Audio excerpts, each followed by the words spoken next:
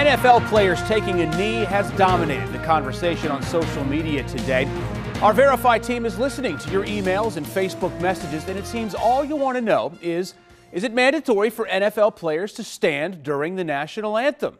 So this was floating around on Facebook today. It says National Anthem guidelines can be found on pages A62 and A63 of the NFL League rulebook, requiring all players to stand at attention while facing the American flag. Failure to do so may result in fines, suspensions, or forfeiture of draft choices.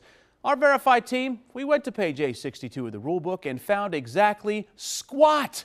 There's no mention of conduct during the anthem there or anywhere in the rulebook. All right, so that's settled. But Gary Bloom from Halfway, Maryland wanted to know if there's a federal law about standing during the anthem. Gary sent us this federal code, which says that when the national anthem is playing, all individuals in uniform should stand at attention and give a military salute. Well, Gary, that law is for uniformed U.S. military members, not stocky 6'8" players in jerseys and tights. So we can verify. Whammo, false. There is neither an NFL rule or a federal law requiring players to stand during the national anthem. So as